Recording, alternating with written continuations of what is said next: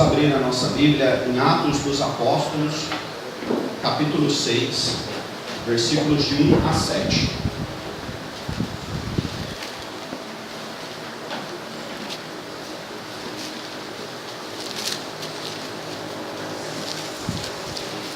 Atos dos Apóstolos, capítulo 6, versículos de 1 a 7.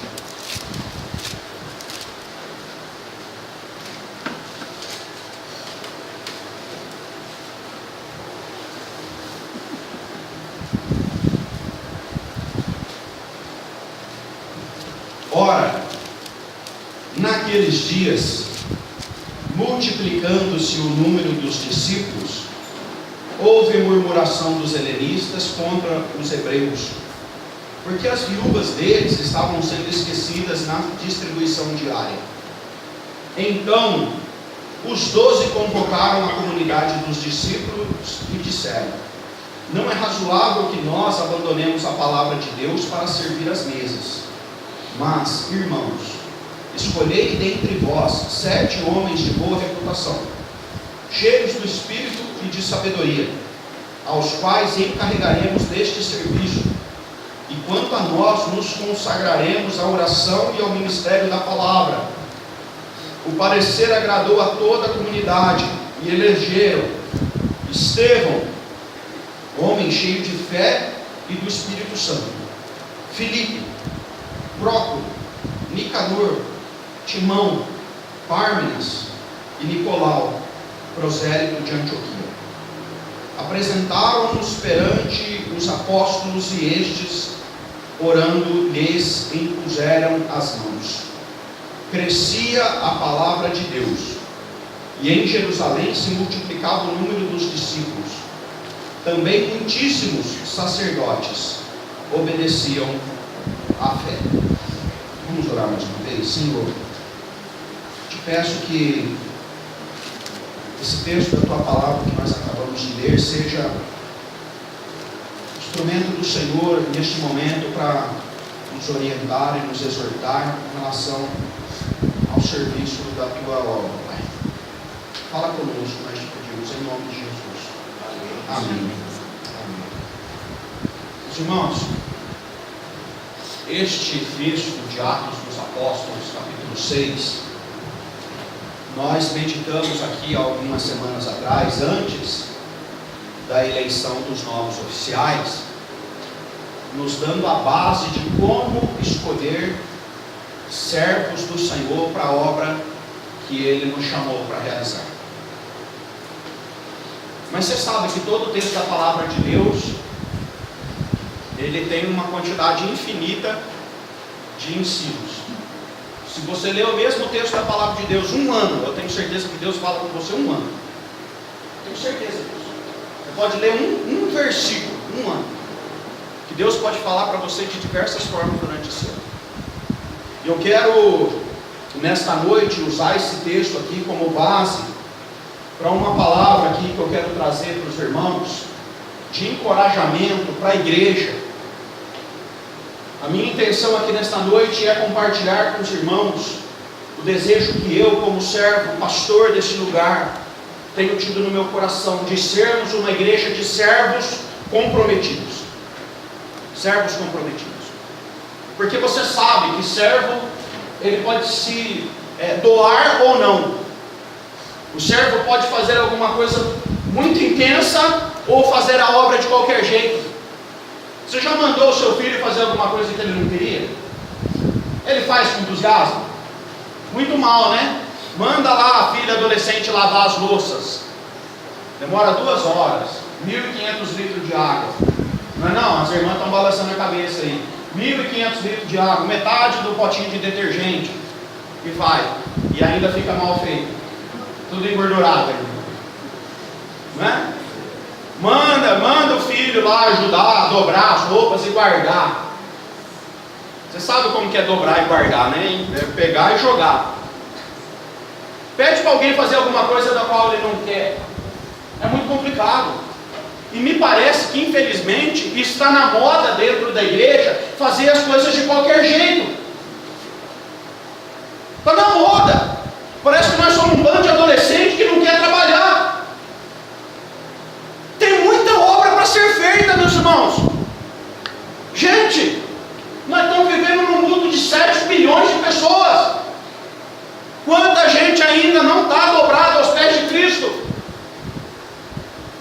precisa ir lá para a Ásia, lá para a Índia, para ver 1 bilhão de pessoas que precisam de Cristo ali.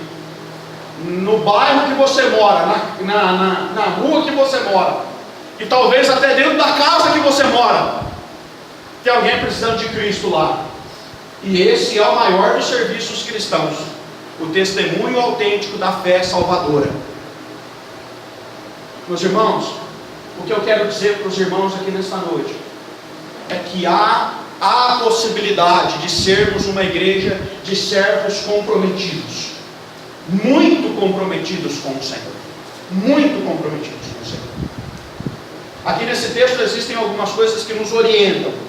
A primeira delas, existem necessidades que aparecem, que surgem. Como que nós lidamos com as necessidades, com as carências, com as demandas? Porque nenhuma igreja é um livro fechado e acabado. Nós já cumprimos essa determinada obra, então está tudo certinho, está legal. As necessidades vão aparecendo no desenvolvimento da igreja. E elas são solucionadas pela diversidade dos dons que Deus dá à comunidade. Meus irmãos, o Espírito Santo tem sido desprezado no nosso meio. Nós falamos muito do Pai e falamos muito do Filho, mas vivemos pouco no Espírito. Porque do Espírito nós não falamos, nós vivemos. É ou não é? Viva pelo Espírito, ande no Espírito. O Espírito Santo tem sido desprezado nas nossas comunidades, porque ele não é uma teoria da qual nós falamos, é assim, é assim, é assim. Nós vivemos pelo Espírito. E o Espírito Santo é aquele que distribui à comunidade os dons necessários para que possamos atuar nas diversas frentes, demandas que a igreja tem. Meus irmãos, nós podemos fazer mais. Essa é a constatação que eu tenho tido na minha vida, na minha família, na minha igreja. Eu tenho percebido que nós podemos dar um passo a mais. Nós podemos. Nós precisamos sair daquela zona de conforto em que nós fazemos só quando é conveniente. Nós estamos escolhendo o que fazer, meus irmãos. Nós estamos escolhendo para quem pregar o Evangelho. Nós estamos escolhendo a forma como que nós servimos. E não é assim. Quem escolhe, quem dirige, quem determina o que a igreja faz é o Espírito. Por isso, meus irmãos, que vivamos no Espírito. Esse texto aqui mostra uma demanda, o que a igreja estava crescendo. E na medida que ela crescia, as viúvas helenistas estavam tendo dificuldades, as suas mesas não estavam sendo assistidas na mesma proporção das demais. Você sabe por que isso aconteceu aqui? Porque lá em Atos capítulo 2, quando o Espírito Santo foi derramado sobre a igreja, diz a palavra de Deus que eles começaram a ter as suas orações comuns, louvavam a Deus, contavam com a simpatia do povo, comiam pão de casa em casa, distribuíam, aí no capítulo 4 diz que eles começaram a vender as suas propriedades e distribuir aos necessitados na medida que cada um tinha dificuldades. No meio da igreja era uma só alma e um só coração. Sinais e prodígios eram feitos por meio dos apóstolos e havia temor na igreja do Senhor. A igreja do Senhor, tão completa do Espírito, começou a cuidar de necessidades pessoais dos irmãos. Um irmão tirava o dinheiro do bolso e colocava no bolso do outro. Um irmão que estava com a mesa farta tirava uma parte das suas posses e entregava para o outro. Um irmão que tinha recebido muitos bens e propriedades, vendia as suas propriedades e distribuía. Meus irmãos, a vida no Espírito é uma vida que nós deixamos de olhar só para nós. Nós deixamos de olhar só para as nossas necessidades. Quem vive no Espírito não se satisfaz com a barriga cheia enquanto o outro passa necessidade. Quem vive no Espírito não se satisfaz com a sua roupa boa enquanto o outro passa frio. Quem vive no Espírito não se satisfaz em viver no conforto de um carro confortável enquanto o outro está passando e tomando chuva enquanto precisa trabalhar. Meus irmãos, uma vida cheia do Espírito é uma igreja comprometida com o Senhor, que olha um para o outro e ama um ao outro e abençoa um ao outro. Se a minha irmã me ligar hoje e falar: Alain, eu estou passando frio, eu saio da minha casa, pego um cobertor e levo para ela hoje. Como que nós estamos suprindo as nossas demandas? Meus irmãos, nós somos irmãos de um mesmo sangue, o sangue de Cristo. E o sangue de Cristo é mais poderoso do que o sangue do meu pai e da minha mãe. Ele é mais poderoso, porque o sangue de Cristo permanece, meus irmãos. Essa igreja percebia as necessidades, e eles solucionavam as necessidades que apareciam pela ministração do Espírito no meio deles. Os apóstolos olharam e falaram assim: mas não é razoável que a gente pare de pregar para ficar cuidando de tantas e tantas necessidades. Vamos escolher homens cheios do Espírito e de sabedoria. Gente, para servir a Deus nós vamos estar cheios dele. Não é pela metade.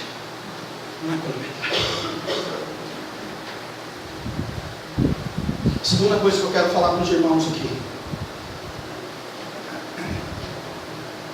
homens e mulheres de Deus, cheios do Espírito Santo, são instrumentos poderosos nas mãos de Deus. Poderosos. Quem trabalha com as mãos sabe que o instrumento que você usa é determinante para a qualidade da sua obra. Se você faz algum artesanato e você compra um produto inferior, você não vai entregar o melhor produto. Se você vai construir uma casa e usa um produto inferior, você não vai entregar a melhor casa. Se você vai tocar uma música e usa um instrumento inferior, você não vai entregar a melhor música. Nós sabemos disso. As mãos são importantes, mas os instrumentos manuseados pelas mãos também são importantes. As irmãs vão fazer os pães aí que os irmãos tanto gostam. Não é a pior farinha, não é aquela que custa 99 centavos. E é assim a vida. Instrumentos bons dignificam a qualidade daquilo que você entrega. Não adianta você tirar uma foto com TechPix e entregar a última foto da última semana. Não é assim. Meus irmãos, você sabe que na obra de Deus nós somos instrumentos. Nós não somos os executadores da obra. Você sabe que eu e você participamos da obra de Deus, não da nossa obra. A finalidade dessa igreja aqui não é em si mesmo. Nós somos instrumentos nas mãos de Deus. Quando falaram assim: nós vamos escolher homens para trabalhar, o parecer agradou a comunidade, e eles escolheram 7 homens. E o texto começa dizendo: e escolheram Estevão, homem cheio do Espírito Santo. E aí eles começam a falar dos homens que foram escolhidos ali, e os instrumentos que Deus utilizou através desta escolha da igreja foi determinante para os rumos da igreja. Eles escolheram, o primeiro homem que eles escolheram, a igreja escolheu alguém que caminhou para a morte, porque foi isso que aconteceu. Estevão estava tão cheio do Espírito, que ele começa a pregar, e a pregação dele incomoda os religiosos. As pessoas viam para ele, meus irmãos, e viram nele, no rosto dele, olha o que diz aqui: o rosto como de anjo. Versículo 15 do capítulo 6. Viram para Estevão e viram um rosto como de um anjo. Você tem ideia do que é esse homem aqui? O que as pessoas estão vendo quando nos veem? O que elas veem? Elas veem a face mais amarga da igreja de Cristo. Você sabe, né? Que essa semana, quando o nosso querido garotinho foi preso, A notícia que saiu no jornal hoje da Globo foi: ele é ex-governador do Rio, ligado à Igreja Presbiteriana do Brasil. Não é face de anjo, meus irmãos. Eu compartilhei aqui com os irmãos hoje pela manhã os escândalos que acometeram a Igreja Católica ao longo dos anos com os padres pedófilos. Não é rosto de anjo, meu irmão. Nós somos envergonhados constantemente quando convidamos alguém para a nossa comunidade e eles falam assim: eu não quero que o pastor roube o meu dízimo. Porque existem charlatões aí que não estão com o rosto de anjo, meus irmãos, quando nós perdemos o brilho de Cristo na nossa vida, a igreja passa vergonha. Mas quando ela se enche do Espírito e pessoas comprometidas com Deus se entregam, aí há a sincera, genuína entrega e testemunho cristão autêntico daquilo que Deus nos chamou para realizar. Meu irmão, o que você quer ser? Um instrumento enferrujado ou um instrumento útil? O que você quer ser? Alguém que participa de uma obra relevante que Deus entrega, ou você quer ser alguém que fica lá no canto, escondido, só utilizado se for necessário? Meu irmão, que nós possamos nos entregar mais ao Senhor. Que quando olharem para nós, vejam alguma coisa do que Cristo está fazendo na nossa vida. Porque Cristo aformoseia o rosto. Cristo muda as atitudes. As nossas palavras se tornam mais brandas com Cristo. O nosso vocabulário é transformado com Cristo. As nossas ações são transformadas com Cristo. O nosso post no Facebook é transformado com Cristo. A nossa vida com o nosso vizinho é transformado com Cristo. Cristo transforma tudo. E se não está tudo sendo transformado com Cristo, é porque está faltando alguma coisa de Cristo na nossa vida. E terceira coisa que acontece aqui: além de necessidades serem resolvidas pela ação do Espírito, distribuindo dons como ele apraz, e além dos homens que estarem ali serem homens cheios do Espírito, instrumentos poderosos nas mãos de Deus, acontece uma terceira coisa: uma igreja bem equipada por servos, ela cresce internamente e ela se multiplica numericamente. Gente, a fórmula é simples. Ontem eu estava acompanhando um grupo de mulheres da SAF, da Federação da SAF. Nós estamos procurando uma chácara porque vai ter um evento da Sinodal aqui na região de Americana. Nós fomos num lugar muito bonito, Recanto Saulo. Vocês devem conhecer o Recanto Saulo. Um lugar muito bonito, dirigido por cristãos, principalmente ali pelos atletas em ação. E é muito interessante lá, um lugar muito bonito, eles têm algo bem legal, confortável e tal. Só que eu achei bem interessante, porque estava montado num gramado que eles tinham lá, um grande palco e uma grande tenda. Teve uma rave gospel semana passada lá. Uma rave é um lugar em que os jovens vão lá, curtem música eletrônica o final de semana inteiro, se drogam, bebem e tudo mais. Mas como nós somos gospel, né? Eles só tomaram refrigerante e água. Mas teve a rave gospel.